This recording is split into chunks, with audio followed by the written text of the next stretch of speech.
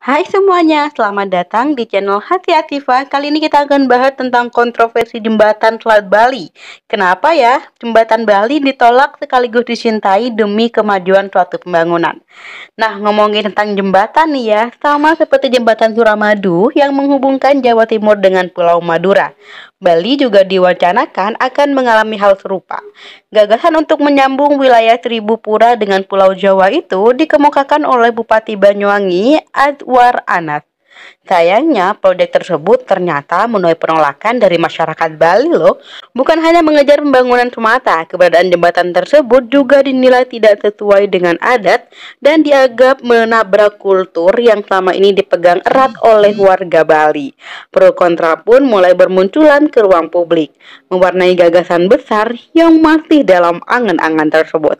Jembatan perekat dua pulau yang telah digagas sejak lama. Dalam rencana strategisnya pembangunan jembatan Selat Bali ternyata telah digagas sejak lama loh. Dilansir dari wikipedia.id, infrastruktur menyambung itu telah dikonsep oleh Profesor Dr. Sediatmo Alim, seorang guru besar di Institut Teknologi Bandung atau ITB pada tahun 1960. Disebut dengan nama Trinusa Bima Sakti. Makna penamaan itu sendiri merujuk pada terbukanya akses yang menjadi penghubung antara tiga pulau, yaitu Pulau Sumatera, Pulau Jawa, dan Pulau Bali. Beranjak di era modern, rencana pembangunan jembatan Selat Bali tak hanya sekadar untuk akses transportasi. Lebih dari itu, proyek tersebut dicanangkan untuk memudahkan publik dalam mengakses jalur menuju Bali. Seperti yang dikutip dari laman berita1.com, keberadaan jembatan Selat Bali bertujuan untuk melancarkan arus barang dan orang, agar tidak terjebak antrian panjang di pelabuhan angkutan sungai, danau, dan penyeberangan Ketapang Gilimanu. Laman kabarnusa.com nih ya, Gede Pasek Suardika yang merupakan tokoh muda Bali yang juga anggota Dewan Perwakilan Daerah Republik Indonesia ikut bersuara menunjukkan penolakan pada rencana tersebut. Bersandar pada zaman Resi Sidimantra, terpisahnya Pulau Bali dan Jawa itu serat akan makna, bukan hanya soal kultur budaya dan kearifan lokal semata. Pembangunan jembatan juga dinilai tidak menghormati kesucian agama Hindu yang merupakan mayoritas di Pulau Bali. Rencana pembangunan yang bertentangan dengan nilai-nilai kearifan lokal.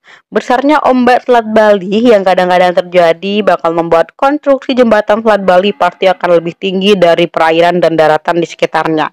Nah, menurut Sekretaris PHDI Banyuwangi, Suminto, yang dikutip dari nasional.tempo.co.id, terdapat kepercayaan dalam agama Hindu bahwa bangunan maupun posisi manusia tidak boleh lebih tinggi dari Padmasana, yakni tempat bersembahyang dan menaruh sesajen bagi umat Hindu.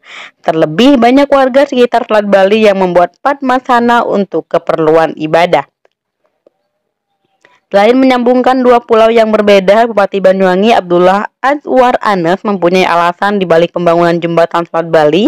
Nah, kalau misalnya dikutip dari laman regionalkompas.com menuliskan, selain mengurai kemacetan padat saat hari raya, kapal yang tidak beroperasi atau cuaca buruk, serta saat libur panjang, keberadaan proyek itu juga berdampak positif bagi perekonomian dua pulau tersebut.